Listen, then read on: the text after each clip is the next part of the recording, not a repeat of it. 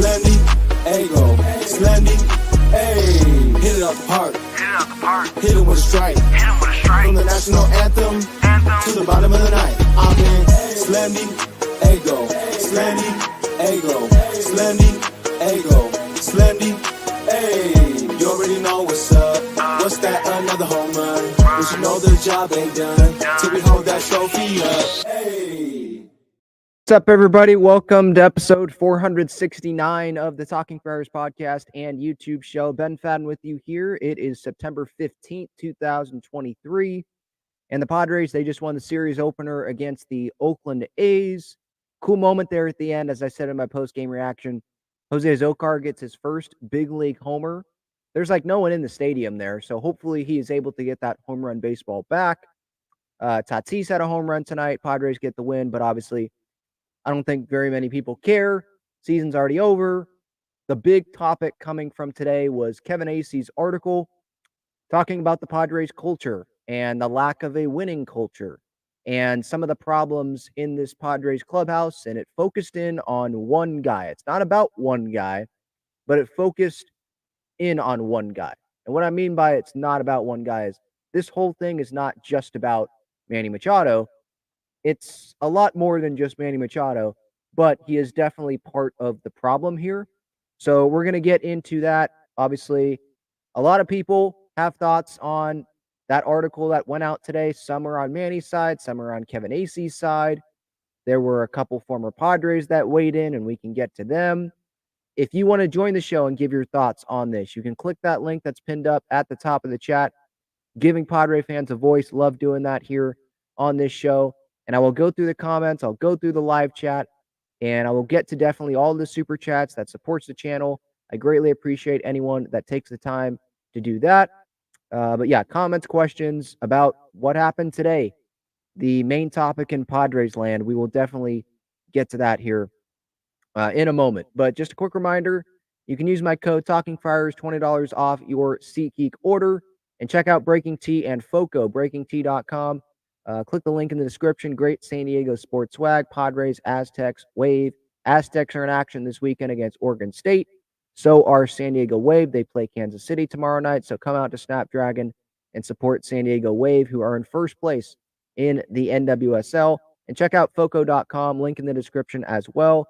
Some great Padres bobbleheads and collectors items, if you will. Collectibles. So check those guys out there. How's everyone doing?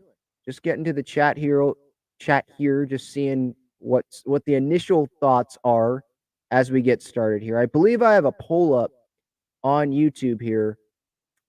Do you think that Manny is like the clear leader for this Padres team? And you can give your thoughts on that.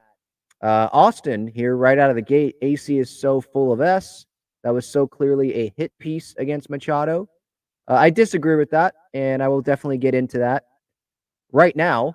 So if you don't know, and you've been living under a rock here today, Kevin Acee, San Diego Union Tribune, he puts out a piece about the San Diego Padres and their culture. And here's the title of this. As the Padres season spirals, questions emerge about culture, cohesion, and chemistry. And I saw that this morning, and I was like, okay, this was the piece that I was waiting for. I knew a piece was going to come out, whether it was from Dennis Lin, Ken Rosenthal, like that was in 2021. And I'm sure Dennis Lin will have more information about stuff that's going on. But someone was going to put something out about the clubhouse, about issues with the Padres that weren't just about on the field. I wasn't expecting it to be, Friday morning here at 7 a.m., but that's when it came out. And Kevin, he has been doing a lot of research, as you saw in this article, a lot of interviews. He was on John and Jim earlier today, and I think he mentioned at least 30 interviews that he did here, collecting information, sources, anonymous players, people in the organization, getting their thoughts. He sat down with Manny Machado for a half an hour at Dodger Stadium I think that was on Wednesday, getting his thoughts. So Manny knew that this piece was coming out. A lot of people in the Padres organization were not blindsided by this. They knew this piece was coming out.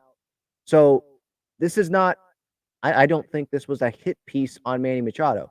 In fact, multiple times here, and we're going to get into the details of this, Kevin made sure to mention, like, Manny is not the one reason why the Padres are where they are. Like, this isn't just a Manny Machado thing. Manny Machado's not the only one that has talked in player meetings and then has not executed the action plan that was set, in those meetings.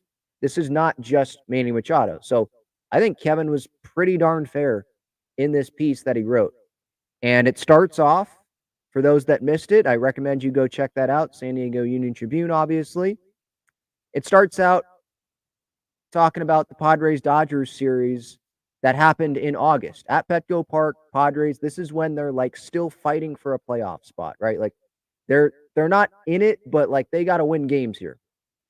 And the lack of urgency, I've talked about that, and that came up. That came to the front of my mind when I read this, when I saw this, about how it was the morning of the final game of a series against the Dodgers at Petco Park, early August, and only a handful of Padres, none of them starters, so just bench players, probably, I forget if Matthew Batten was on the roster, but Matt Carpenter was probably out there, just taking some grounders from Matt Williams during voluntary infield workout. And usually when people say it's voluntary, I know this is different professional baseball, but when like a high school coach for me said, yeah, voluntary weight training workout or voluntary workout, it's not really voluntary, right? Like they say that, and the people that don't really care, they take it as, yeah, it's voluntary. I'm not going to show up, right? And that's how I kind of view this. Like your season's on the line here. You're facing the Dodgers. I think they could have got a split if they won that final game. That was the Seth Lugo game, tipping pitches. Mookie hits the grand slam. They get crushed. And right there, it was like, okay, this is like a real, it felt like a knockout blow. And yeah, so before the game, bench players taking some grounders. Padres allotted time was up. And then guess what happens? All the Dodger players come out and take the field for pregame work. Not just the bench players, Mookie Betts, Freddie Freeman, everyone, according to Kevin here, everyone. And that's like the difference here, those small little things. The Dodgers, they always win. Feels like they always win the NL West. They're always in a postseason spot. Why is that? Because I feel like they have buy-in from their players. Players aren't just doing their separate thing. Mookie Betts, Freddie Freeman, they're not above doing the little work, the pregame work like that. Just because it's a day game, you change your routine. You don't do the infield work. You don't go do the pregame work. No, they do it every time. They do it, because they're setting an example. Like, yeah, we're great players. We probably don't need to do this. We're already great players, but we're going to do it because this is the level of expectation. We want to hold ourselves accountable. We want to hold teammates accountable. So the last people on the bench on the Dodgers, they will see this is what you should be doing. You got to work for this. If Mookie Betts is doing this, I'm going to do it. Where with the Padres, that hasn't happened. That's not happening this year. It's just the facts. I mean, that's what Kevin is there every day, watching batting practice, making observations, and this was a fact. The Dodgers were out there. They care more, at least that's what it showed. They cared more than the Padres did. And you can't have that happen when you're the team that's chasing the Dodgers. You're the team that is trying to make the postseason. You're the team trying to prove yourself that, yeah, you're a legit contender. Last year was not just a one-year thing, but obviously the Padres, as Manny said in this article, by the way, which I'll get to, they didn't want it bad enough. They didn't want it bad enough. And that's another guy admitting, like, yeah, we quit. We quit at points this year. Didn't want it bad enough. Because Soto said it in the Seattle series, and Manny mentioned it about the Seattle series and some other series this season where they just did not want it bad enough, like other teams did. And so, yeah, that morning there, that Monday morning, Padres-Dodgers, that was a good example of, it wasn't during the game, but those little things, the little things that the Padres didn't do, they added up. Kevin mentioned multiple times here about lack of engagement, lack of cohesiveness, togetherness. And Manny, this didn't seem like it was a piece where he was trying to out Manny. Manny is the only one quoted, but Manny's the captain of the team. He is the leader of the team. He's the face of the team. So when players, they look to, okay, whose lead am I following? They're going to follow Manny's lead because Manny's the guy. He is the guy. And Manny, I think, needs to change a little bit, especially after reading this. And when I had Jim Russell on the show earlier in the week, we talked about, is Manny Machado a good leader? And Jim was like, no, Manny, if the Padres want to win a World Series, that's not the guy I want being the number one leader on the team. And I took the viewpoint of there's different ways to lead. I think Joe Musgrove is probably the best leader vocally, like quotes, clubhouse. I don't think that's the best thing that Manny does, right? He leads with action on the field. Maybe not like preparation, like, the little things like that, but finds a way to be on the field. And he gets the job done for the most part. I know this year's been disappointing, but he gets the job done on the field. He posts every day, right? Sending a good message to the other guys, like, you need to play every day. You got to fight through stuff. I'm fighting through stuff. You fight through stuff. And I like that. But when you have a down year, when things don't go the way that they were hoping for, the way that fans were hoping for, we're going to find little things. We're going to nitpick. You're going to have reporters like Kevin Acee looking at different things. Okay, why is this happening? What are the problems? Why have the Padres not met expectations? Nowhere close to meeting expectations this year. Is it just on the field, or is there something deeper? And this is something that is deeper. Manny, I'm just going through this article. I'm not going to read the whole thing because I think it's best for you to just go read it at the San Diego Union Tribune, because Kevin did some great work here, obviously. A lot of research that went into this, for sure. He says at one point here, according to several veterans, what also does not exist is a team with a winning culture. That doesn't include the best players being the hardest workers and those players demonstrating in word and deed to the rest of the team what is expected and tolerated. To that end, several people maintain, there is a leadership void in the Padres clubhouse, at least the kind of leadership the Padres need. And what is the leadership the Padres need that Kevin is referring to? I think it's those that do the little things. The good examples, not going off on your own and doing your own routine, going out for early field work, putting in the work, little things, following up on things that you say in meetings, which is what Kevin hit on here. And I'll get to that here in a little bit. But what does not exist is a team with a winning culture. I mean, that's pretty apparent. You just go look through these seasons, right? 2019, nothing. 2020, short season. 2021, collapse. 2022, okay, they made it, but that seems more like a mask of what the problems have been. And then this year, obviously, the most disappointing season in franchise history. Don't you think it's weird as well that Manny, it seemed like he was being a good leader and looking out for Tatis in 2021 in the dugout? Remember, it was caught on camera. It's not about you, him yelling at Tatis. Okay. You could say that same thing back to Manny. Manny could say that same thing back to him now. It's not about you.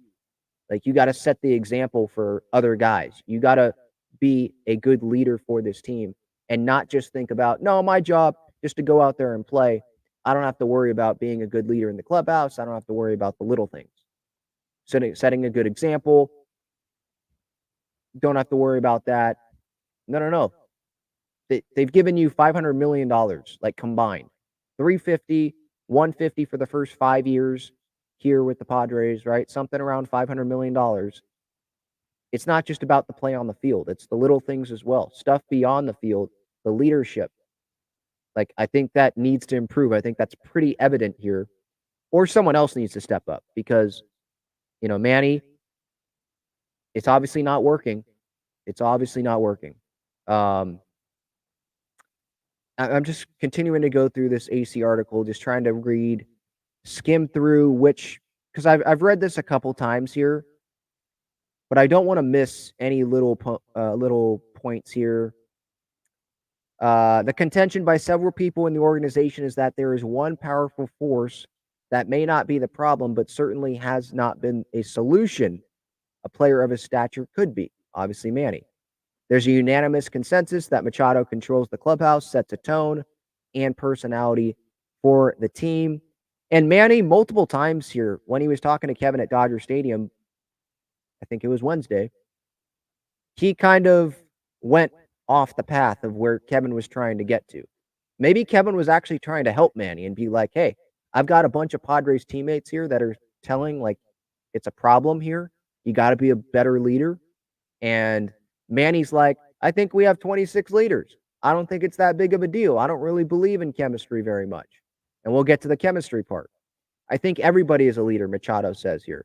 I think we have 26 leaders. I don't think necessarily one person has to take the lead role. I think baseball is a team sport. It takes everyone. Well, yeah, no duh. It's a team sport. I get that. Thank you, Manny, for saying that. But we know who the real leader is. You know what Kevin was trying to get to. But you have 26 leaders. You don't have 26 leaders. Matthew Batten is a leader on this team. Jose Zocar is a leader on this team. Luis Garcia is a leader on this team. No, they're not. Come on, Manny. You know that. Culture questions is the next bold headline for Kevin in this article here. And he talks about the interviews that were conducted primarily with players over a few weeks here, all of whom were granted anonymity. Is that how you say that? Anonymous quotes. The assurance no direct quotes would be used because Kevin wanted to, and I like this because now that the players know when they were talking to Kevin, yeah, it's anonymous, they're going to speak more freely. And maybe this will help change the Padres. It will help Manny be a better leader, realize what he's doing, realize the things that he needs to improve at. And again, it's not just a Manny thing. You could point to Juan Soto doing his own thing. Xander Bogaerts, you could point to him, as in spring training, I don't want to hit second. Like little things like that, Maybe you point to Tatis for some things, right? You could point to other guys, I'm sure. Like there's a lot of guys probably in this clubhouse that have flaws that need to be better. But Manny, obviously, he's the captain, right? That's what we look at him as. And players in the clubhouse say that, yeah, he's a captain. So it's going to be on him. The focus of this story was on him. And Manny, okay, here's the culture thing. And this quote, it's like, oh my gosh. Like, you don't have a good culture when this quote comes out. He made it clear, Manny, he does not believe that the Padres culture is a problem, and for that matter, strongly indicated he does not put much stock in the importance of cultivating a culture. This is what Manny said. Real quote. What is this? College baseball? What is this? High school? Like not believing in culture.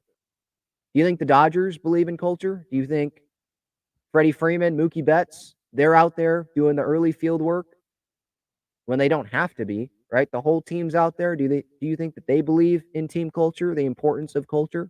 Yes. Do you think the Braves, Ron Washington, all the infield work that he does with the infielders and the infielders buying into that? Do you think that they think that culture is important? Yes, they do. I think a lot of the important I could say important. The important players, important leaders, like successful on those contending teams, they believe that culture is important. And that's part of the disconnect here with the Padres players in that clubhouse and Manny is like Manny doesn't really see what he's doing as being a problem, where Padres players are speaking to Kevin with anonymous quotes like hoping that Manny will see this and like be like, oh man, I am messing up. I need to improve. The players in there think it's a problem, but Manny's like, nah, culture, whatever. What is this? College? High school? What? No.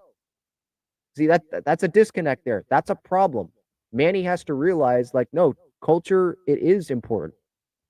Sure, if they were winning a bunch of games this year, would we be talking about this? Would Kevin have published this? I don't know.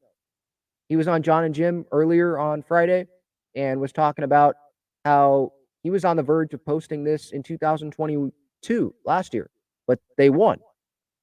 But now that they haven't won, it's clear that they're not going to make the postseason this year. These things come out. And it is a little bit different of a team. I mean, Manny, he talked about how this is mostly the same team, but I mean, Tatis is a pretty big character. He wasn't there all of last year. Bogarts, that's a new guy.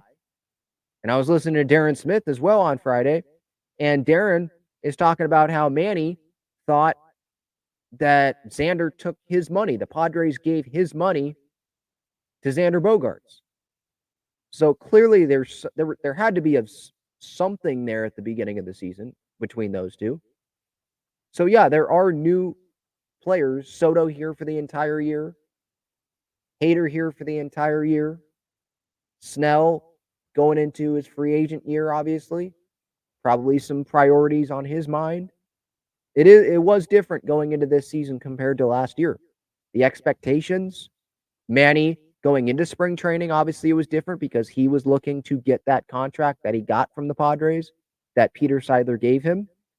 And it's been reported that the Padres were willing to let it play out and have Manny go maybe to free agency. Definitely not give him 11 years, $350 million like Peter Seidler gave him. So, no, it was a little bit of a different team for sure this season. And him not believing in like the importance of cultivating a culture. That's how you know you don't have a strong culture. Like that's a red flag right there. So I'm going to get back to the rest of this piece here after this. Check out Gaglione Bros' famous cheesesteaks and garlic fries on Friars Road. You can visit their website, gaglionebros.com, for their entire menu and enjoy their cheesesteaks and fries at Petco Park and Snapdragon Stadium as well. All right, so back to this Kevin article here. After he talked about the culture here, should have wanted it more, was the next bold part of this article from Kevin. And this was about the Seattle game, where Soto talked about quitting and the team, when they get down, quit instead of continuing to fight, continuing to grind. And Manny believed that as well. First, before getting into the Manny quote, Acee hits on how, when Seattle got hit by Steven Wilson, the dugout was wanting to hop over the dugout railing and, get some. They were ready to go. When Machado gets hit, the Padres don't do anything.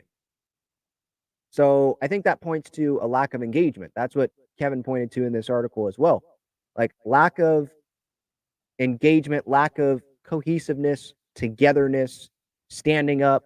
I don't think this is them not caring about Manny, but just a lack of really being in it as much as they should be in it.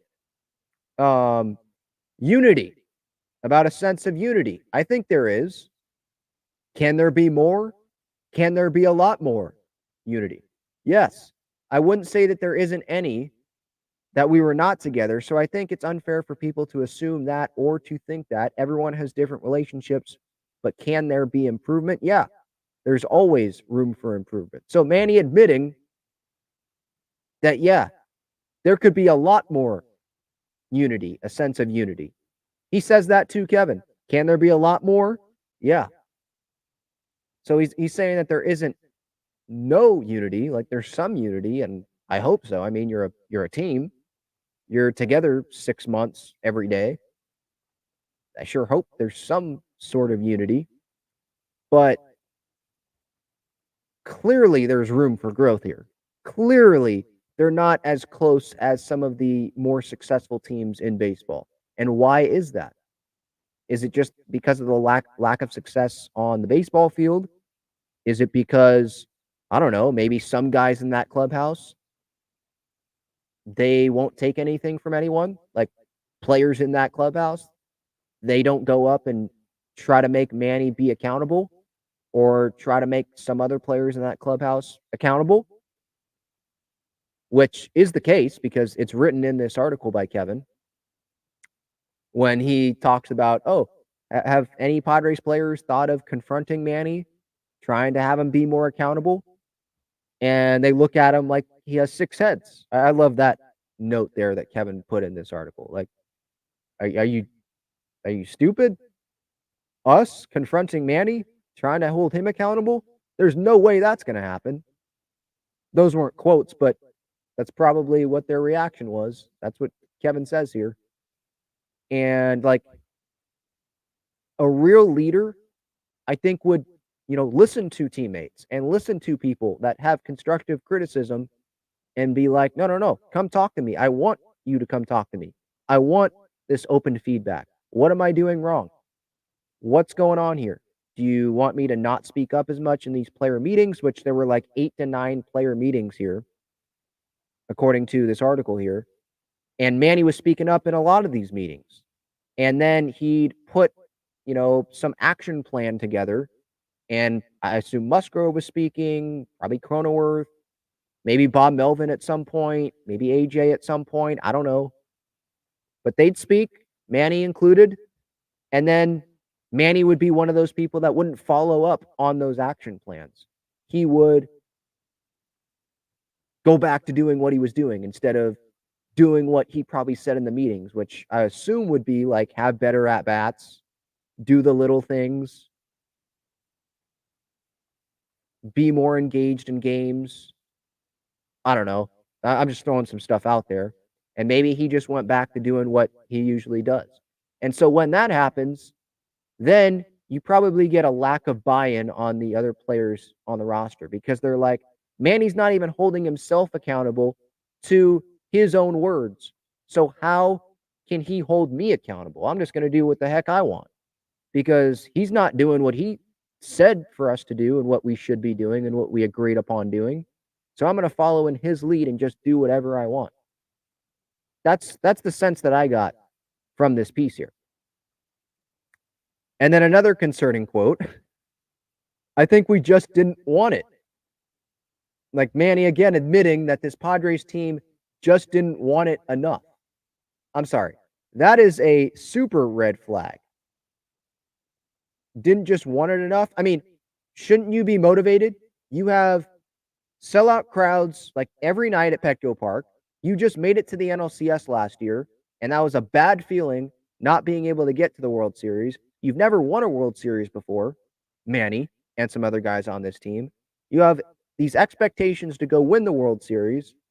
Again, all the support in the world from Padres fans showing up even when they probably shouldn't have later in this season when things were going down the toilet. Just motivation to win. That's not enough. Motivation to prove probably some doubters wrong. Like Padres, they're never going to win. Manny as the leader of this team, they're never going to win. That's not motivation enough. I think we just didn't want it, Manny says. I think overall as a group, we didn't want it as bad as Seattle did or as bad as some of these other teams. I will say that. I think that's everyone's fault. And here he goes back to blaming everyone instead of just taking it accountability right on him. And he's right about like, yeah, sure, it's everyone's fault because you're a team, but come on. You're the captain, right? The leader of the team. What I wanted to see here was, I think you can say, I think we just didn't want it. I think overall as a group, we didn't want it as bad as Seattle did or as bad as some of these other teams that they played. But then leave it at that. Take the blame. Bomel, he takes a lot of the blame. He took the blame today talking to the media before this Padres A's series opener. He mentioned the piece that came out today, this piece by Kevin Acee, and he was like, ultimately, I'm the leader here. Like, Manny, do that. He says it's everybody's fault. We didn't want it as a team. It falls down to the team. That's not necessarily one player. It's not an individual sport. So I think ultimately it comes down to all of us. We should have wanted it more. Yeah, And starting with you, Manny, you should have wanted it more because guess what? You're the leader of the clubhouse. You're the captain of the team. All of those players look to you. So if you're showing that you don't want it enough, guess what? That probably is going to rub off on some other players, like, I don't know, Juan Soto, the guy that said, admitted about quitting, about the team quitting instead of fighting and grinding in Seattle. Maybe it rubs off on someone like, I don't know, Fernando Tatis Jr., who views Manny as probably like a dad because he came up as a rookie and Manny was the captain, the leader, right? 2019, Tatis comes up. There's the Sports Illustrated article and all that. Manny yelling at Tatis in the dugout in 2021, right? Like Tatis knows Manny really cares about him, and Tatis probably has a deep love for Manny. So he sees Manny doing something, he's probably going to follow in those footsteps a little bit. It rubs off. It's a ripple effect. And it feels like Manny isn't recognizing that. And he continues to deflect in some of these quotes. He's taken some accountability, but I guess I want more accountability for Manny, especially in these quotes when he had the opportunity to just do so. And instead he, talks about it briefly and then goes into, well, it's more about our play on the field and the team just not doing well enough. It's not an individual sport, blah, blah, blah, blah, blah. No S, Manny. We get that. Of course, it's not a individual sport. But again, I think Kevin, he had a 30-minute conversation with Manny at Dodger Stadium. I think part of this was like Kevin trying to talk to Manny like, hey, I'm getting all this information from your teammates in that clubhouse that doesn't reflect very well on you, and you're just going to think that it's not a problem? Culture, not a problem. What is this, college? What is this, high school? And deflecting. I just wanted a little bit more accountability here. And then Kevin talks about following through. The Padres had what some estimated were 8 or 9 team meetings, some among players and others that involved members of the uniform staff and or front office. In all of them, it felt like agreement had been reached and plans had been laid out to get the team on a path of cohesion. According to multiple sources, Kevin says Machado was among the primary speakers in virtually all of them. And then over the ensuing days, he was among those who did not follow through on action plans. And then the quote, Manny says, right after this, I followed through on everything I say, which clearly you don't, according to these sources, these players in the clubhouse, these people in the organization. You don't follow through on everything that you say, or else these people wouldn't be complaining about how you don't follow through on the things that you say in these meetings. And what is said in these meetings, we don't 100% know, right? But obviously, Manny is one of the leaders on this team, viewed as, if you could only pick one going into this year, like Manny was the guy, right? The captain of the team. And so, yeah, he's going to be speaking in these meetings. But guess what? When you don't follow through on this stuff, like reported in this article, your words end up meaning less because all these meetings, all the times that you talk, that's just more time of you not backing it up and following through. And the players will recognize that and they'll be like, oh, another team meeting. Manny's speaking. What happened the other 7 times that we had this meeting? What happened after that? He doesn't follow through on what he's saying. So it's all just talk, right? Before the season, it was talk. The start of the season with Manny, right? Don't jump on the bandwagon or what do you say? Don't jump on the bandwagon when we start effing raking and doing what we're supposed to be doing. Talk. Never raked consistently, right? All talk. Manny, I think it was after the All-Star break, I want to say. They were at home, and he was telling Kevin, like, we're not desperate. We're not desperate in here. Nope. Just go out, win baseball games. It's simple. We need to win baseball games. All talk. Just talk. Talk. Executing. Executing is more important than talking. Hopefully that's a lesson that the Padres players, the superstar players, Manny, Soto, Tatis, that they have learned this season, and it'll be better. I know you have to talk to the media, so I'm not saying like get fined and don't talk to the media. I'm just saying there's some things that they chose to say this year that they didn't have to say. They could have just went with the old gotta win baseball games, like Manny loves to say. They could have said that earlier on in the season and displayed more urgency, and instead they didn't. And like Juan Soto, for example, in New York, talks about the Dodgers, right? One of the quotes that he said, I think it was on a TBS broadcast, talking about how, yeah, the Dodgers should be scared of us. We shouldn't be scared of them. They should be scared of us.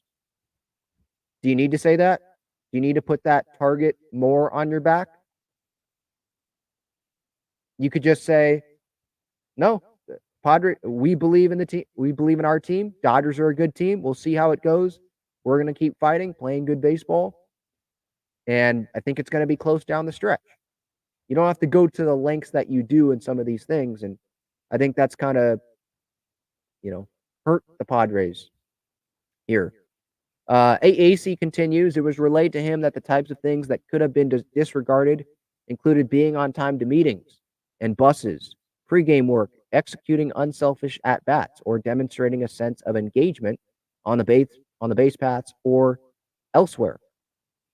So the little things, again, right? We talk about the pregame work, the Dodgers, the whole team out there. So not being on time to meetings, buses, pregame work, unselfish at-bats, engagement on the base paths. We've seen that with Soto where he just wasn't engaged this year. So again, it's not just a Manny thing. I want to make that clear again. It's not just Manny, but obviously he was the focus of this piece. The little things needs to be focused in on.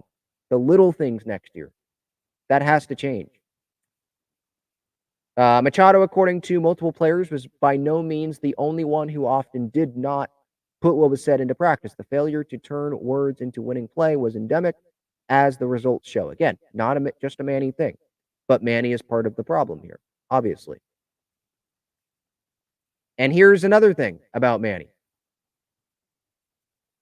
The accountability thing, right? Like that's obviously an issue with Manny Machado. Clearly. And it's an issue. I would guarantee you it's an issue with other guys in that clubhouse as well, not just Manny Machado. To ask a Padres player why no one could confront Machado on these matters, like him not holding himself accountable enough, not following through, the little things. To ask a Padres player why no one could confront Machado on these matters is to be looked at as if you have 6 heads. Meaning like Padres players are probably responding to Kevin like, are you crazy? You want me to go walk up to Manny and say, you got to be better? Try to hold him accountable? How do you think that's going to go? You think I would think about doing that? Like, Manny's untouchable. You can't go talk to him. It almost feels like, because he has so much power in this organization, we know he has Peter Seiler's ear, probably has AJ's ear. Like, he said earlier this year, yeah, I took the GM hat off a while ago. So he admitted to having the GM cap on, right? And he probably still has that on a little bit. But like, he has a huge voice. And this reminds me of like LeBron James in the NBA, where he has the voice of the owner, whatever team he's on. Doesn't matter. Cleveland, Miami, LA. He has the owner's ear, as the coaches, the GM. Like, things get run past that guy before things happen. Significant things. That's what it feels like. And so, yeah, Machado, you want me, Matthew Batten? I'm not saying Acee spoke to Matthew Batten. I'm just throwing his name out there. Or let's say he spoke to like Jose Azocar or Steven Wilson or name a player.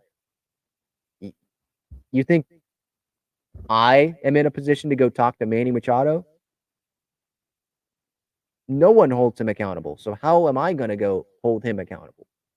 He doesn't hold himself accountable. So how is he going to listen to anyone else? He just got paid $350 million. The owner gave him that, probably bypassing what the front office thought. He's got everything. He's not going to respond well to that. And that's a problem. I want my leader to be receptive to information, to criticism, to people trying to point out his flaws and be better, be an all-around better teammate, be an all-around better leader. And I'm not getting that sense that when things are going bad, he continues to be this great clubhouse teammate, leader, doing the little things. It's probably much easier to be doing that when you're winning games. But when you're not, that's where it really shows, like, okay, how great of a teammate are you? How great of a leader are you? And again, with Manny, before this Kevin Acee article went out, I was hesitant to be talking about this because I'm not in that clubhouse. But Kevin, he is speaking to people that are in that clubhouse with Manny Machado. He's in that clubhouse every day talking to players and talking with Manny Machado. He's around the team every day, on the field, things that we don't see. And so this article comes out, and it's like it's clear that there's flaws with Manny Machado. But Manny, again, deflecting. And partly he is right about like his job being to go on the field, play baseball. At the end of the day, yes, that's the most important thing. Like if you're not good at baseball and you could be the greatest teammates of all time and you suck. I get that. But it also doesn't hurt to have good chemistry, be together, be united as a team. And that obviously didn't happen this season. Manny says when you go out there every single day, you've got to try to perform. And you've got to try to be the best player every single day, no matter who you are. So if you're not doing that, then you're not pulling on the same rope as a team. And talking about everyone pulling in the same direction, I think we did, which is pretty clear at some points this season. That's not the case. We just didn't perform well. It goes back to where was this last year. We did the same thing last year. We did not change one thing. The only thing that changed was that we didn't perform. I did not perform. We did not perform. That's what it is. There's nothing else to it. We did not perform. When you perform, everything is great. Everything is gravy. When you don't, you've got to deal with the consequences. Doesn't that like describe Manny? When things are going well, everything is great. When things are not going well, some of this stuff comes out and things are not great, right? But you look at other guys around baseball, like Bryce Harper, for instance, or Aaron Judge. Doesn't feel like there's these negative things written about them, about the leaders that they are when things are going bad. Sure, they get pissed off, but this stuff doesn't come out. These anonymous quotes about negative things, about how they go about things. So there's a difference. You know, you don't see this stuff about Mookie Betts or Freddie Freeman, do you? And again, he's going back to, we just didn't perform well, didn't play well enough. That's what we should be focusing on, not the culture, the clubhouse stuff. And yes, most of our focus should be on the field stuff.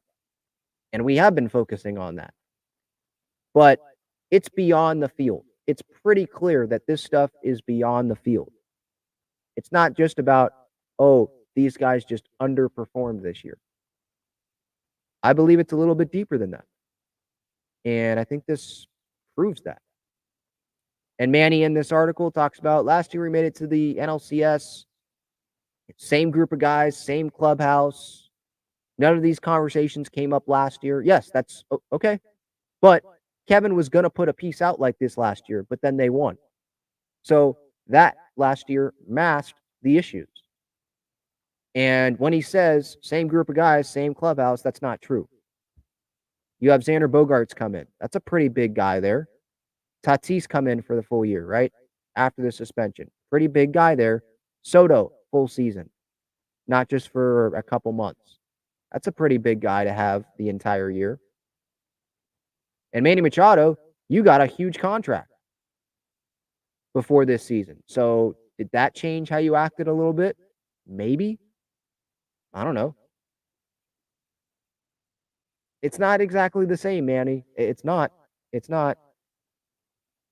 And he says here, honestly, the moral of the story is simple. I think we're getting a little sidetracked here. I think ultimately there are a lot of guys that lead here. Obviously myself, Toddy, Bogey, Darvish, Crony, Joe.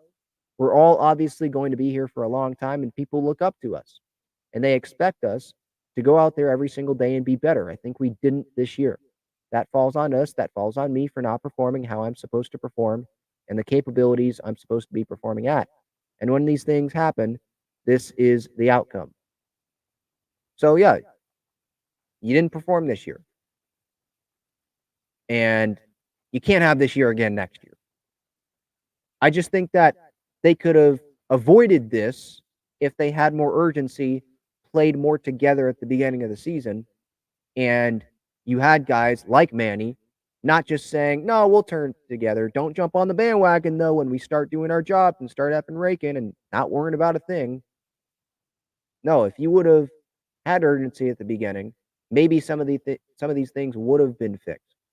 Not saying this would have resulted in a Padres World Series parade in San Diego here this season. I'm just saying that you'd probably be in a little bit better of a spot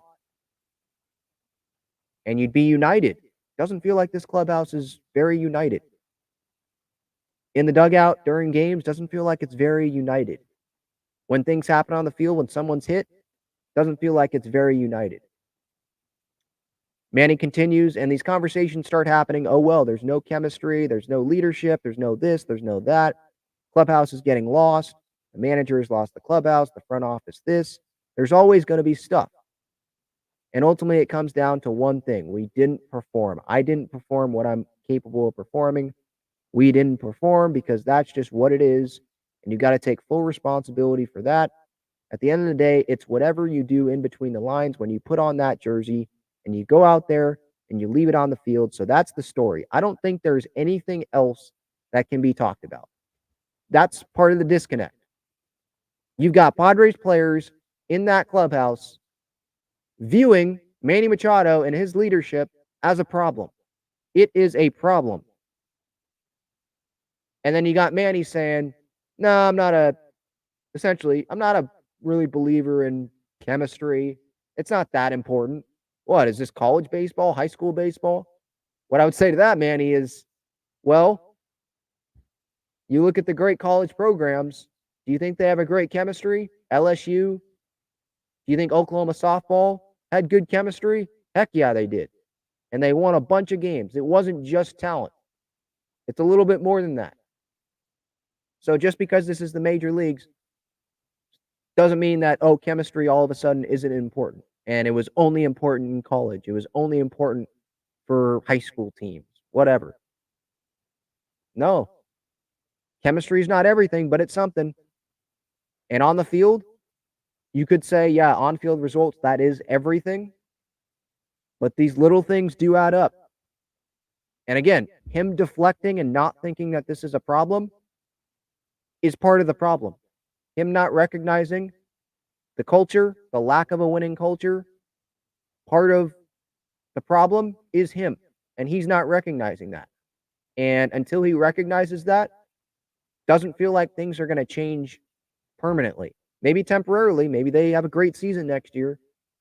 But if he doesn't change and start setting a better example of doing little things, and I don't want to go too far in this because I'm not, in the clubhouse. I'm not in Kevin Acee's position where I get to see every little thing Manny does pregame and all that. But obviously it's clear that he, not just him, again, it's not just a Manny thing, but him and other leaders on this team, superstars, they start doing what like Freddie Freeman and Mookie Betts do. Like set an example, set a standard for this organization. This is what's going to happen. This is not what you're allowed to do. You're not getting away with this. We're all a team. No one is above anyone.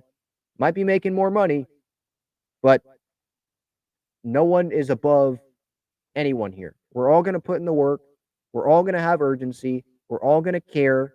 It's a long season. I get it, but we're all going to care. We're all going to be in this together. We're going to fight for one another. We're going to show up on time. We're going to work our butts off. And that's just not what happened this season. Consistently enough, for sure. Maybe it happened at some points this year. Some players, like I could point to Ah-Sung Kim, Joe Musgrove, feels like they're different. Like for sure, Feels like they put in the work and they really care. But then there's other guys where you're watching, it's like, could you have cared a little bit more about this? Could you have cared a little bit more? And the answer is yes. The answer is yes to some of these. There was some responses as well from Yonder Alonso, from Will Myers on social media in response to Kevin and the piece that he wrote here. Yonder Alonso tweeted this, and then he deleted it, I believe. Kevin Acee equals Trent Krim, the Independent, from Ted Lasso. And Trent Krim, for anyone that doesn't know, he started out Ted Lasso as someone that thought that the whole soccer team that was happening, or football club, I should say, that was happening there was an absolute joke because they took an American football coach and had him go coach that football team in England, and he didn't know what he was doing. So he thought it was a joke, right? And he wanted to bash Ted Lasso, and he wanted to ruin this, right? So that's what Yonder's saying. But maybe Yonder didn't watch the final season of Ted Lasso like I did, like some others did, because Trent Krim ended up actually writing a book about this team, being with this team, Richmond, AFC Richmond, being with them all the time. And he was actually friends with the players, the coaches, ended up having good relationships with them. So he actually knew exactly what was going on. So actually, Kevin, you could be saying, you could actually be contradicting yourself. You think that you're saying Kevin Acee doesn't know what he's talking about. Zero clue, to be honest, is what Yonder says here. But without knowing it, because maybe you didn't watch the entire show, maybe you're actually saying to some of us, no, Kevin actually does know what he's talking about. And Kevin has gotten some things wrong before, just like a bunch of reporters have, just like all of us in life have gotten things wrong before. But it's not like this was purely a hit piece on Manny. He made sure multiple times to say this is not just Manny. Manny is not the reason, the only reason for this. He's part of the problem, is what Kevin was getting at here. And he spoke to Manny. He told Manny, yeah, this is going out. People knew that this piece was going out. He spoke to players in that clubhouse. And it wasn't Kevin that had this information to say about Manny. He was just making this stuff up. No. Where did he get that information from? He got that information from people in that clubhouse. So, people in the organization. So, I'm on Kevin's side for this one, Yonder. And shocker, Manny's brother-in-law, Yonder Alonso, taking Manny's side. And then Yonder also, he called Kevin Acee a bum. I don't know if everyone saw this or anyone saw this, but this was one of his replies to a fan tonight. I'm trying to find it here.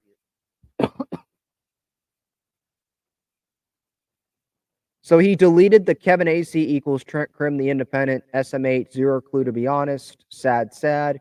He deleted that tweet. And then he called Kevin Acee a bum in reply to a fan that said, ha ha ha, here comes Manny's defense team. Yonder said, nah, Manny is a big boy. He can take care of his own. This is me personally. Kevin Acee is a bum.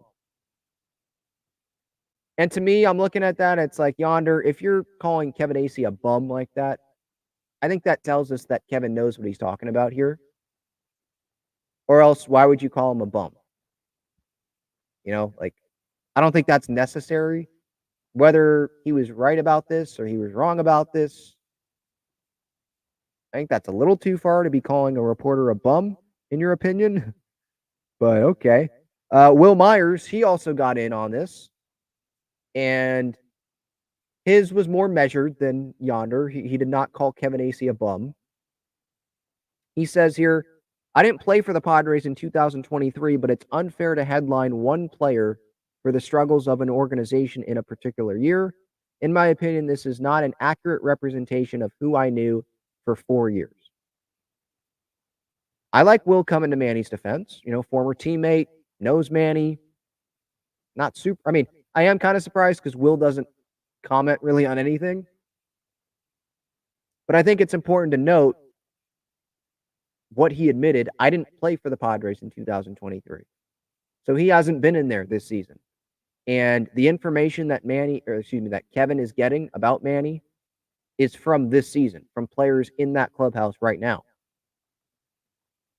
So there's probably been stuff that's gone on after last year that Will doesn't know about, right? And I love Will, obviously. Love Will. But I disagree with him here because he says it's unfair to headline one player for the struggles of an organization in a particular year. I don't disagree with that take. Yeah, that's unfair. It's not NBA or even NFL if you want to just blame the quarterback. I get it. That's fair. But what I disagree with Will about is if you read the article, Will, which maybe he did, maybe he just skimmed it. I don't know. He's not playing right now, so I think he'd have time to go read it.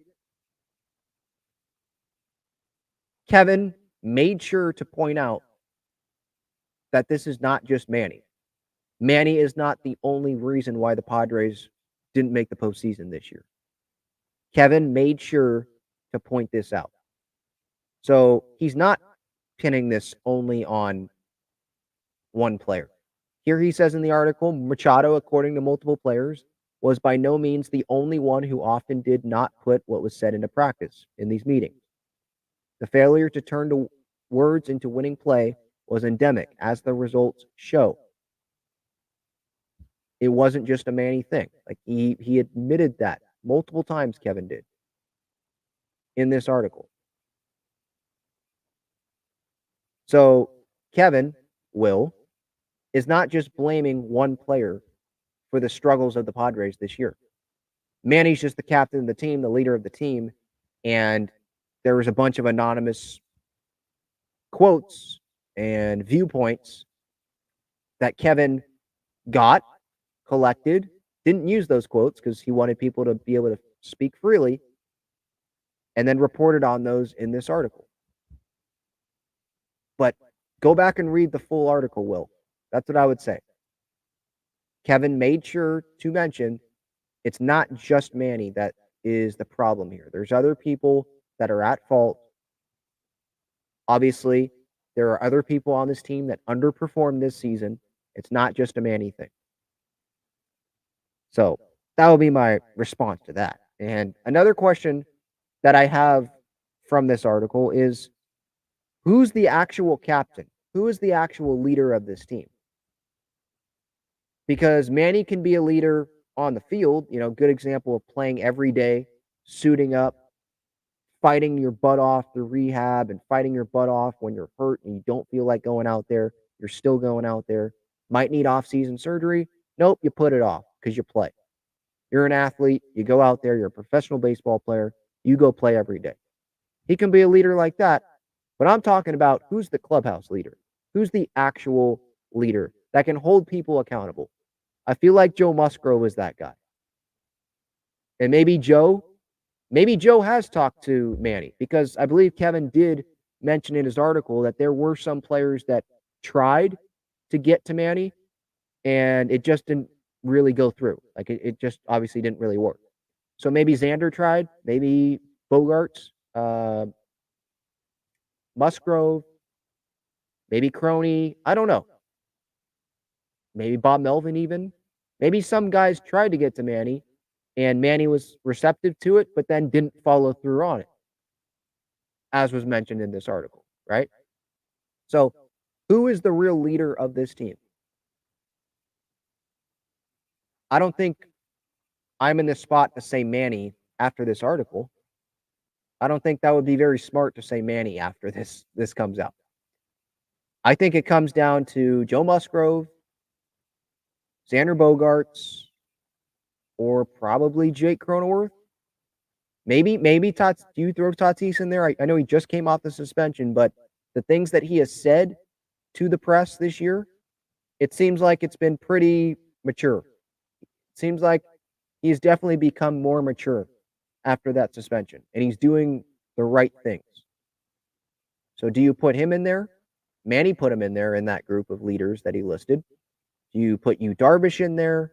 Like, who is that real leader, that real captain? Because we can't say it's Manny right now. Maybe Manny will change, and obviously I hope Manny changes. And this article was written in hope that Manny changes. Like, the players, they gave information to Kevin Acee because they want the Padres to succeed. They want this to maybe be the vehicle that has Manny change things. And not just Manny, but other guys in that clubhouse change things and hold more people accountable and do the little things, right? Like was mentioned in this piece. They're not trying to just do this to bash Manny. I'm pretty sure, because Musgrove, we know he loves to give his thoughts. So I'm pretty sure some of this information is from Musgrove. Maybe it's from someone like Matt Carpenter, who has been in a ton of successful clubhouses, and this one obviously is not. Maybe something's from Bogarts, because we know he likes to speak his mind.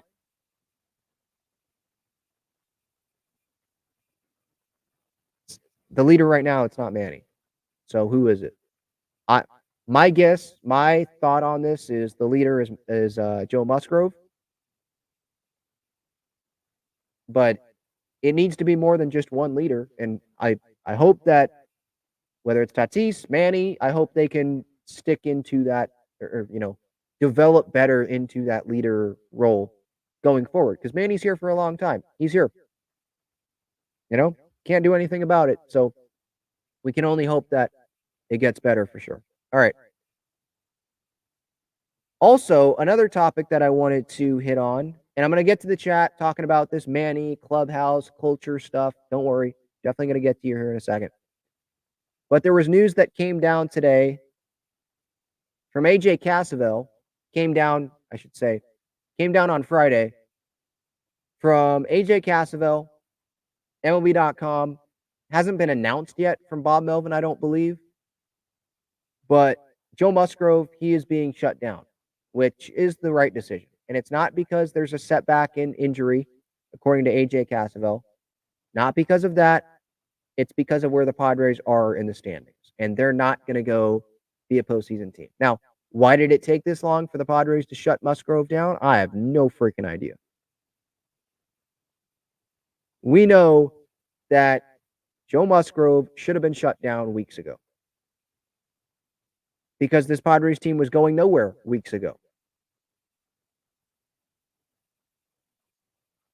So this is the right move, obviously. Musgrove, it's been just like Darvish, disappointing year. There's been some injuries, some starts where he was a little bit disappointing. And I think next year, no doubt, he's going to be motivated to bounce back and be healthy all season long, hopefully all season long. And if you have questions on like, oh, is this team going to be motivated next year, or are they just going to do the same thing? Someone you don't have to question about that, I guarantee you do not have to question about that, is Joe Musgrove. Because he's a Padres fan himself, obviously. And he knows, he hears it probably all the time, how disappointing this season has been. And he's probably disappointed in his season. He's disappointed in the Padres' season.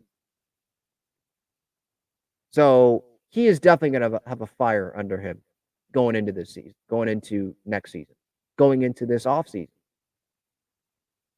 Shoot, he might be one of those people that has like the Padres record as their lock screen and just look at that every day when he wakes up, every time he goes on his phone, the entire offseason, maybe just looking at that. Or maybe he'll have it as the Dodgers celebrating NL West title, another NL West title this year when they clinch that. I feel like he'd be one of those guys to like really, he's going to be pissed off. So, Musgrove, disappointing year for sure. Not the best start to this 5-year contract for sure.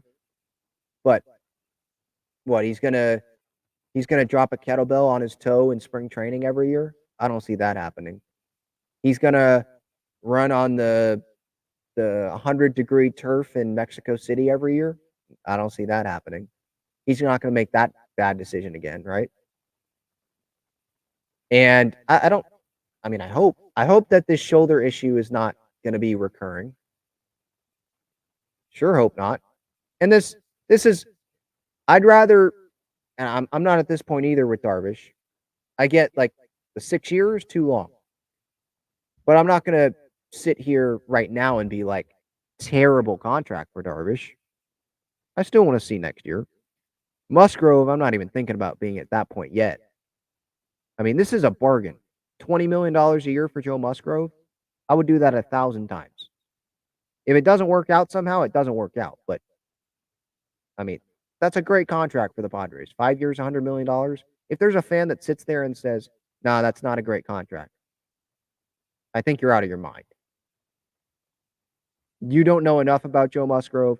You don't know enough about how much pitchers are getting paid. Starting pitchers, all-star starting pitchers are getting paid now in free agency. Like, that is such a good deal. And I'm definitely not going to give up on that. But yeah, Joe Musgrove was definitely the right decision to shut him down. And I like the competitiveness from him, like wanting to get back on the mound this year. He wanted to pitch one more inning either as an opener, as just one inning out of the bullpen, just once. That's all he wanted, one inning, because he mentally wanted to be like, okay, I got back on the mound this season. I am good to go, ready to go fully attack the offseason and go into next year. Let's go.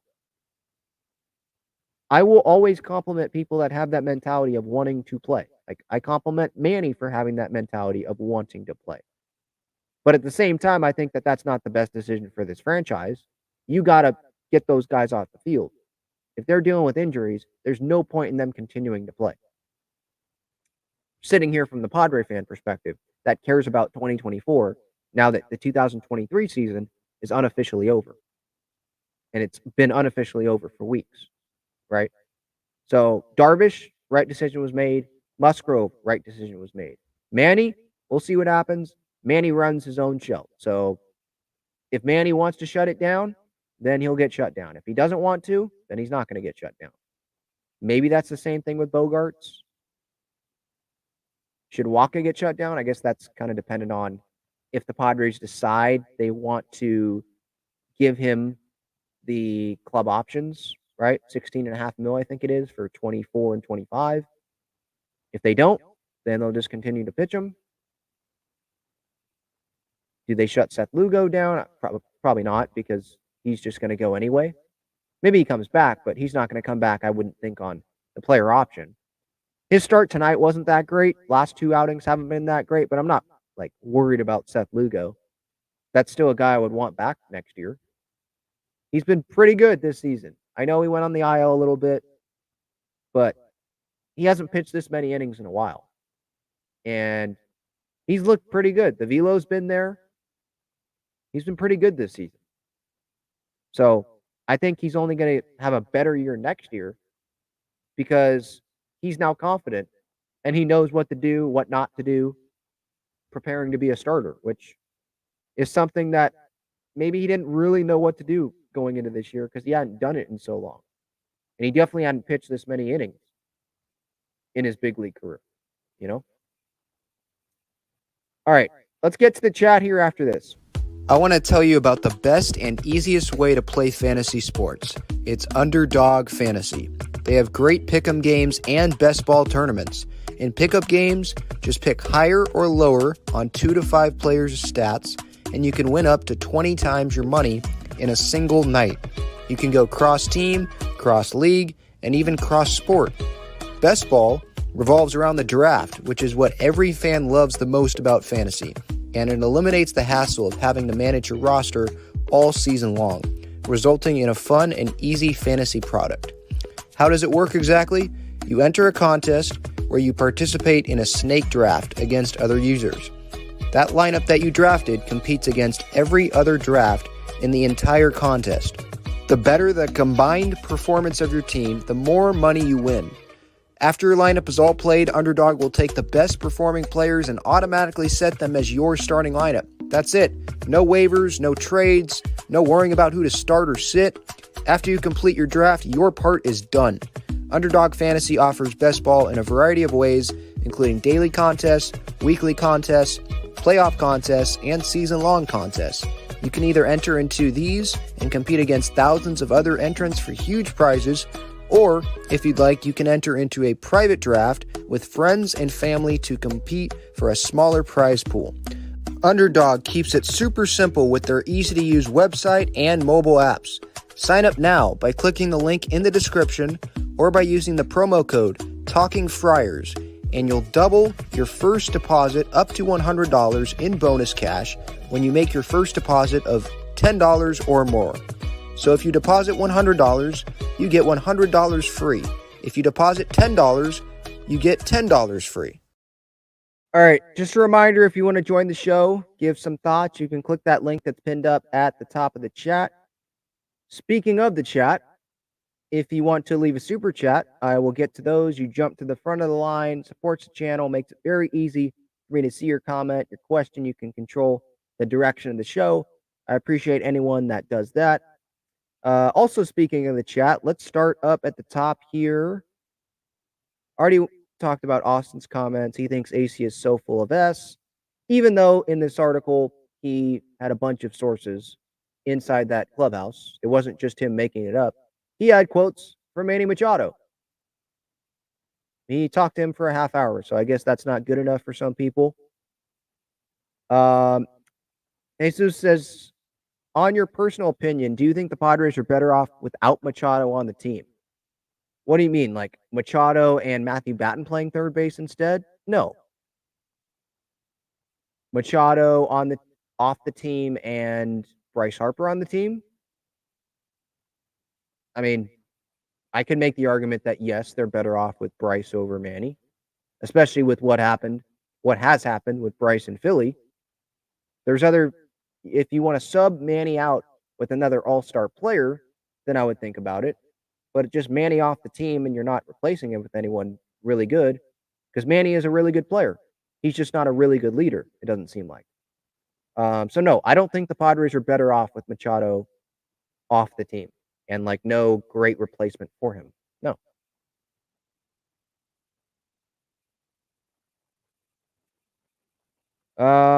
Everything Sports USA says Manny is so talented. Guy just isn't a leader of a ball club. He's a great piece to a puzzle. Might be. I think he can lead with his actions. He's got to work with leading the other ways. That's what it seems like here.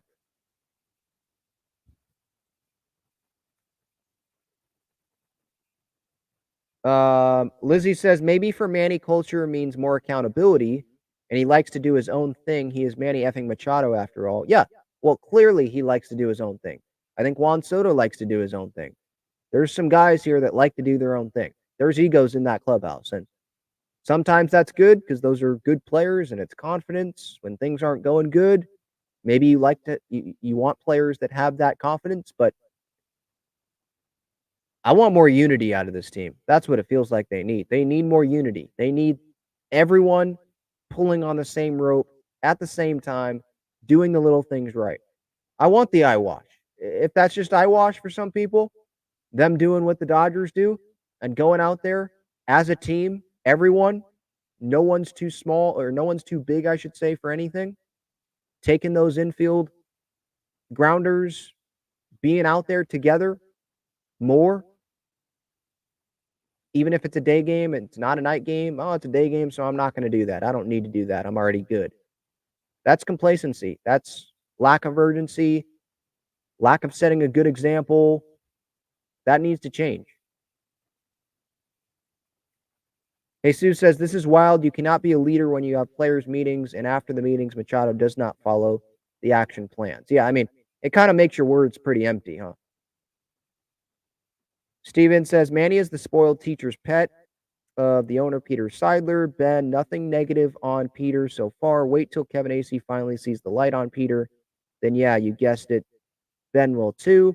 Well, talking about Peter, so Steven, you want me to get on Peter? I think both things are fair. I can get on Peter for going past AJ Preller in the front office and giving Manny Machado $350 million for 11 years. instead of listening to the front office. He's the owner. He can do whatever he wants. So I wanted Manny Machado here long term. I'm not saying that I didn't want Manny Machado here long term.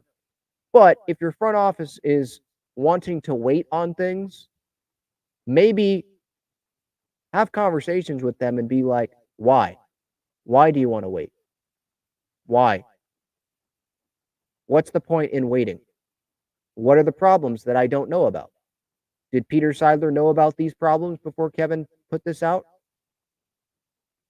Did he know going into spring training when Manny obviously said he was going to opt out, and then that put pressure on Peter, and Peter, was like, no, you're not leaving. You're going to be here. I'm giving you this money regardless of what anyone else says. Right? Like, how did that go? Did Peter know about things before? Or is this just something that Manny has done this season? Manny says that they didn't change a thing between last season and this season. But this piece it wasn't written last year. Now, Kevin, again, I think he said earlier today that, no, the piece was on the verge of being put out, but they won last year. And this year, obviously, didn't win, and it gets put out. So, I don't know. I hope that Peter Seidler is asked these questions by Kevin, by people in the media, at the press conference, end of season press conference with Peter Seidler. Like, they'll probably just ask like a general, what are your thoughts on Manny Machado? Do you think Manny Machado is the right leader for this team moving forward? Maybe that's the question. I want the question to be, what did you think of Kevin Acee's article in September about Manny Machado and the culture of this team? Did you know about these things? Did you know about these things before the Manny extension that you gave him? Did you know about these things? How are you going to address these things? How are you going to make sure as the owner of this team that these things don't continue to happen? How are you going to enforce that? How are you going to make sure the manager enforces that? How are you going to make sure Manny changes some things and the leaders in that clubhouse enforce things and hold themselves and other people accountable? Those are some of the questions I want to be asked to Peter Seidler, probably to AJ, because I think he's still going to be here, to the important people. That's what should be asked about this. Because I know Peter Seidler read this, of course. He's not going to sit there and be like, no, I didn't read this. Of course you read it. And if you didn't read it, I'm sure someone is going to talk to you about it. And then you will go end up reading it. Lizzie asks, is Melvin afraid of Manny too? I think that Bomel trusts his players. And so maybe that was a weakness of Bomel earlier in the year. Like, I trust Manny. Look what happened last year. I trust Xander from the time in Boston, good words, recommendations. I trust Musgrove and Manny that they will, police the clubhouse. They'll be good leaders. I don't have to worry about that. And, well, Manny obviously didn't do a good enough job, obviously, of leading that clubhouse this year. That's pretty clear. So, yeah, some of this probably is on Melvin. But the Manny stuff, like a lot of the stuff that came out from Kevin Acee here, it's not on Bob Melvin. How can Bob Melvin make Manny Machado accountable? Right? At the end of the day, that comes from inside Manny. Manny has to be accountable. How can Bob Melvin keep Manny from deflecting on, well, chemistry? I don't really buy into chemistry. Is this college? Is this high school baseball? Bomel can't do that. That's got to come from Manny inside, realizing that culture, no, that is important. So, I mean, I put this more on Manny. I put this more on the players than I put this on Bob Melvin. After this piece came out today, especially.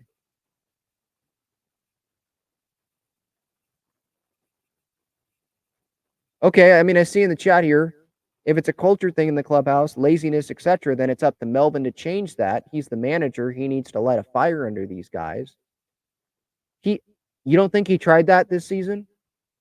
Like at some point, just like Manny with the player meetings and his message, you keep saying it, it's not going to mean as much. So he pulled that last year, successful. He pulled it earlier this year, trying to get urgency. It didn't happen. Called the players out in the media, like we need to show more. We need to fight a little bit more. I think that was during the Twins series, and nothing happened. So I mean, at what point, like your message probably doesn't mean a whole lot. Like at the end of the day, it's up to the players in that clubhouse. They've got to be the ones accountable. Bob Melvin, I'm pretty sure he tried. Of course he tried.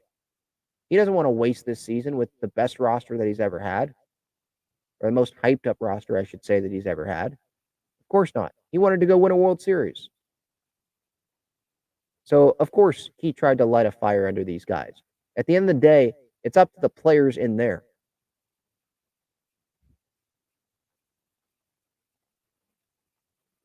Yes, Tyler says, I don't remember anybody having an issue with Machado last season as a leader when the Padres went into the postseason. What I would say, though, Tyler, is I think that masked a lot of things. Because look what happened in 2021. Look what happened in 2019. I know that they weren't like this World Series contender in 2019, but it seemed pretty clear that some of those players quit in 2019 at the end there, especially after like the Franmil trade, 2021, obviously a collapse, and then this year. So, yeah, okay, we didn't bring this up last year because they were winning and all that, but I mean, Kevin said, no, he was on the verge of putting this type of article out last year, but they made the postseason. They won.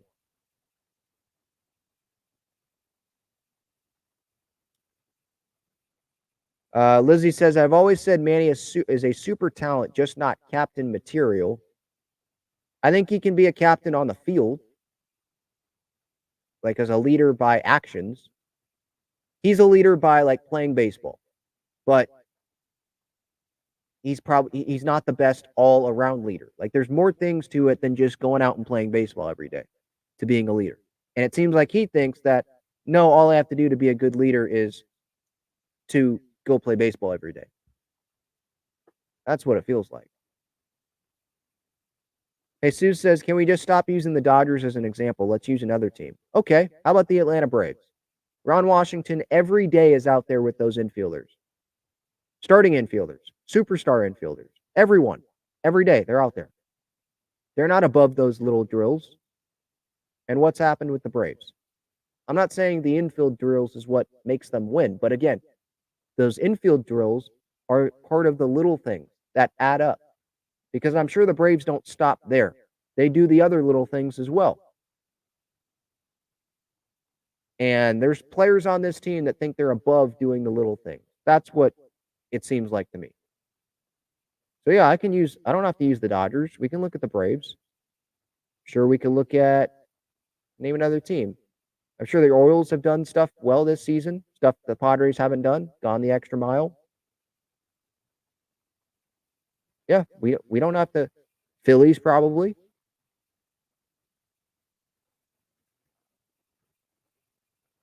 Yeah, Mike, how about Atlanta? Yeah, we don't have to just use the Dodgers.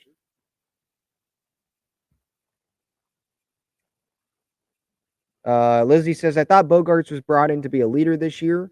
Maybe he is one of the leaders. Maybe he is one of the guys that is part of the problem as well. That wasn't really detailed in here. But yeah, maybe he's on his own different program. Like, I want more unity with this clubhouse next year. I get players have different, like, pregame routines and all that, but it keeps getting mentioned. And it feels like there's other successful teams that are more united than this team was this season. And that's a problem. Like, they got to be a team.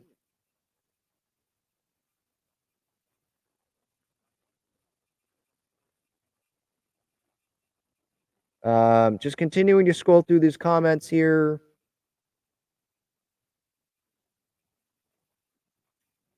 Tyler says the same people all over Manny are the same people praising him and calling him captain, liking him, yelling at Profar and Tatis, putting him in their places.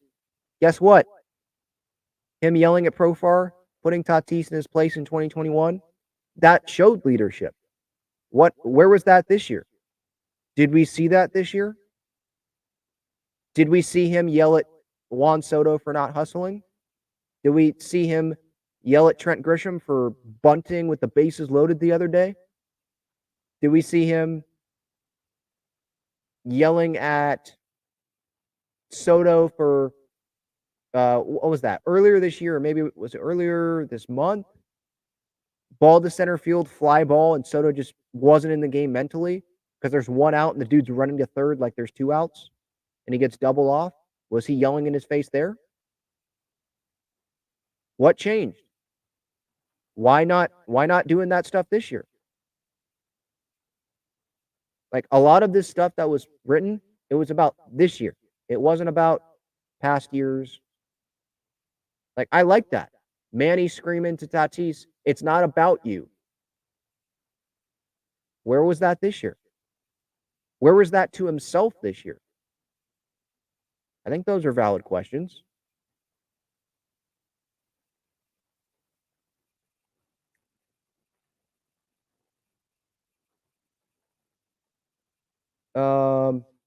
Chris says, whatever the case may be, I've never liked the dude and was bummed when he signed with the Padres. Manny? I mean, I think you were one of the few people. If you're a Padres fan, Chris, I think you are, yeah, because you're in the comments all the time. You were probably one of the few Padres fans that were bummed when the Padres signed Manny Machado. I mean, come on.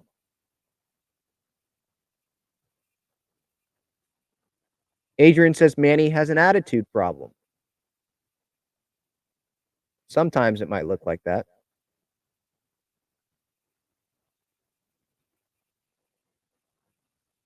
David says, still don't get it. There's a difference between a leader and a good leader. You're a joke. No one is saying Manny is not a leader. He's just not a good leader. Idiot. Okay. Well, don't think we have to call names there. Okay. Just reading this comment again. There's a difference between a leader and a good leader. You're a joke. No one is saying Manny is not a leader. He's just not a good leader, idiot. Okay. I think that he is a good leader on the field when he is playing baseball. And that's how he thinks he is a good leader. Because he thinks being a good leader is being out there on the field every day and playing baseball. But there's more to that. So again, I think I said this earlier, being a leader in totality, no, clearly he's not a great leader. He needs to improve on that. I agree with that. He is a leader on the field. He's not a good overall leader. Is that pretty clear?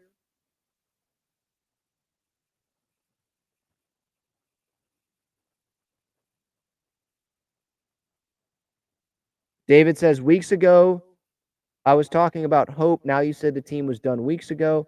I mean, when did I first say this team was done? I'm pretty sure I said this team was done weeks ago. So, yes. I was hopeful after the All-Star break and after the trade deadline. Hopefully they'll turn it around. But no, weeks ago I said that this team was done. You can go back and look.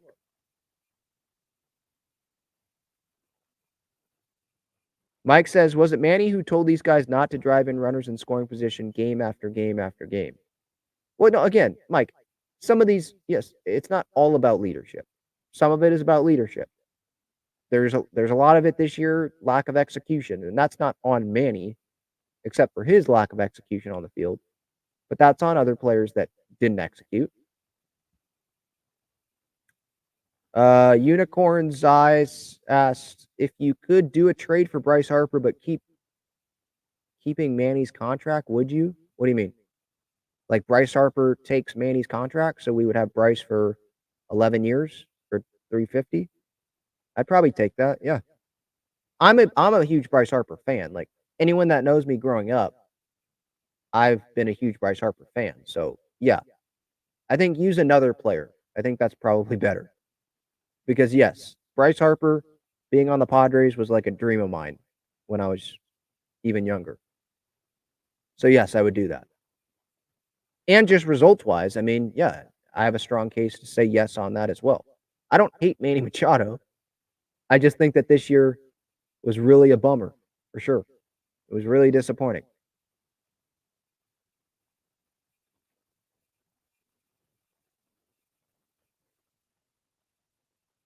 Continuing to go through the chat here.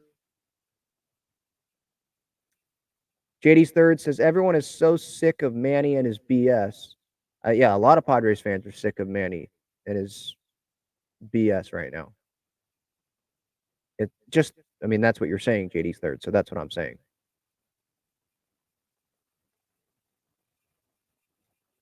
It's not all about Manny, though. Again, I want to make that clear. It's not just Manny. I'd include Soto in that. Maybe include Xander in that. Definitely production-wise on the field. Don't know about in the clubhouse. I'd include Cronenworth in that on the field. I'd include a bunch of people this year on the field.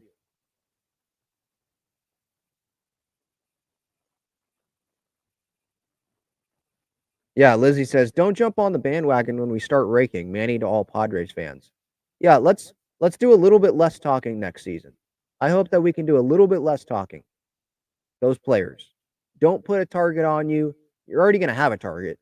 Like next year, let's be clear. Next year, the Padres are still going to have a lot of pressure on them, especially after how bad this season was. There were going to be expectations in 2024 regardless of how this season ended.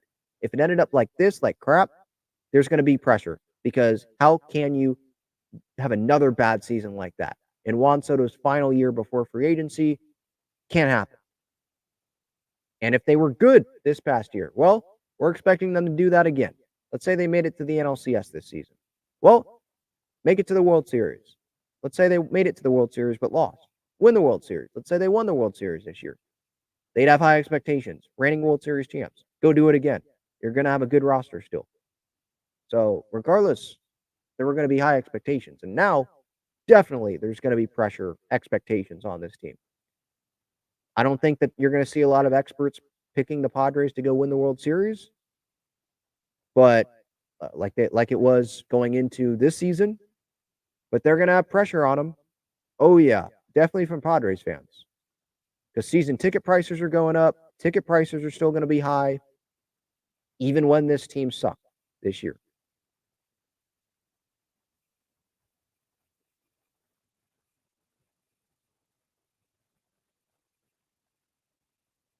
David says Manny's a leader by action. Facepalm. Manny said he's not Johnny Hustle. Okay, David, I guess you don't understand what I'm saying. I'm saying he's a leader through his actions because he suits up every day and plays. Regardless of how he's feeling, he could have a high ankle sprain like last year and only be out for a couple of weeks, a few weeks, what it was, like 10 days, when other players would be out for a month, months, some guys. Rehabbing his butt off because he knows he needs to be out there for his team. That's what I'm talking about leadership on the field. He doesn't hustle every time. I know. I watch every game. I get it. I'm not saying he hustles every game on a ground out to second all the time. But he's smart about when he hustles and when he doesn't. Does he make mistakes on the field still? Yes. But in terms of not having an excuse and being on the field, because that's his job, he does that. That's what I'm saying. I don't think that's that hard to understand.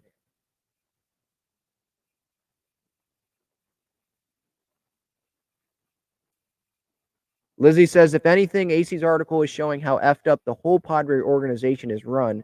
And yes, Manny is a huge part of it. The team is basically built around Manny. Oh, yeah, it's built around him.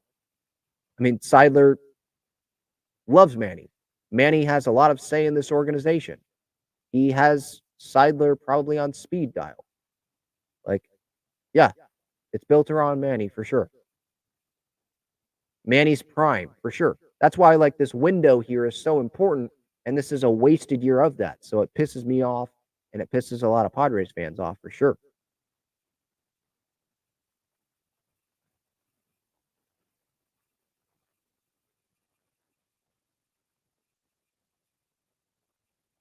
The Padres are usually the underdog, and they embrace that label. And this year they went and fell flat. Well, they did not embrace the underdog label this year. I mean, you had Juan Soto on TBS early on in the season. No, Dodgers should be worried about us. You had Tatis at FanFest, and I know it was a question asked to him, but he didn't. He could have just said a team like Bogart said the Astros. He said, "Who do you want us to face? Who do you want us to face? Who do you want us to face?" Doesn't matter because we're going to win it all. He didn't need to say that. They didn't embrace the underdog label this year. Yeah, they were not. And rereading that comment there, the darkness put that in there. I see what you're saying. This year they weren't the underdog and fell flat. So maybe next year they should look at those predictions from ESPN and MLB.com and all that. And when they see the Padres are not World Series favorites, they're going to be like, we're the underdog. That's what they're going to say probably. And if that's what makes them go win, then go for it. There's a lot of people that do that in sports where they say, we're the underdog. No one believed in us, blah, blah, blah. Even though people did believe in you and you weren't the underdog. Now, next year, Padres will be the underdog. So, yeah, they can use that. But again, sustainability, going back to that, like, are you going to use the underdog thing every single year? Like that underdog mentality? No one believes in us. Speaking of underdog, by the way, Underdog Fantasy, click the link in the description. Code Talking Friars. You will get a 100% deposit match up to $100. NFL season's back, obviously. College football. San Diego State plays Oregon State tomorrow. I think 12:30 FS1. So you can, I believe you'll be able to pick. You can do pick'ems on that. There's drafts, great stuff in Underdog Fantasy. So I definitely recommend you check them out there. There's MLB daily pick'ems. So sometimes there's like no doubter slam dunk ones where it's like, okay, Blake Snell. The other night, Blake Snell. Underdog Fantasy, it was like 15 outs, I think. Something like that. 15 and a half outs. It's like they don't think that he can get 6 innings against the Dodgers when he's going for a Cy Young. Yeah, I'm going higher on that. Then you make another pick, and let's say I put in $20, you would win $60 if you win that. So little things like that. I definitely recommend you check out Underdog Fantasy there. And they'll have stuff, obviously, for the Major League Baseball postseason. Unfortunately, the Padres, as we know, they will not be involved in that. They will be sitting on their couch. They will be golfing, which is not what I expected going into this season.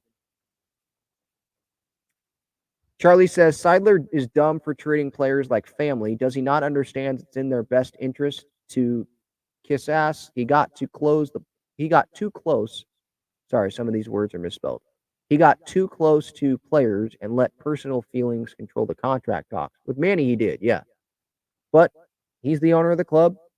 I wanted a Manny extension, and at the end of the day, a Manny extension happened. Now, 11 for $350, probably wanted less than that, but I wanted a Manny extension. It happened, so I'm not going to complain about the extension too much. It happened. Can't change it now. And Seidler, I mean, yes, that can be a weakness, him being that close to some of these players, for sure. But I'd rather have an owner that is like that and really cares about the team and is around the team and all that than an owner that doesn't care, like John Fisher with the A's. An owner that's never there, an owner that wants to move a team, low payroll, doesn't care about the fans, right? So there's give and take here with having Peter Seidler. All right, anything else to discuss? I think that's it. Just seeing on social media here real quick to see if there's anything else. I don't think so. Oh, just baseball news, not Padres, but Shohei Ohtani cleared out his locker. So he might be done for the year, which, just like some Padres players, I think that's the right decision. I mean, The dude's going to go get $500 million in free agency, probably. So Angels aren't in it. Shut it down. Maybe go get surgery. What's the point in continuing to play? Right? I mean, that's the same argument that I could have about Manny and about Darvish resting, seeing if he needs surgery in 5-6 weeks. Musgrove, hopefully nothing gets worse there with the shoulder. So Musgrove shut down, right decision. Darvish shut down, right decision. Manny should be shut down. Will it happen? I don't really think so, but we'll see what happens. This has been Talking Friars episode 469. Thank you, everyone, for the time. I wish I was talking about these baseball games more because that would mean that the Padres were in it. They wouldn't be having these clubhouse chemistry issues, but this is where we're at. Very interesting stuff that came down earlier today. Again, I recommend you go read that San Diego Union Tribune if you missed out on that. Thank you. I didn't agree with some of you in the chat tonight, but I appreciate everyone for being here.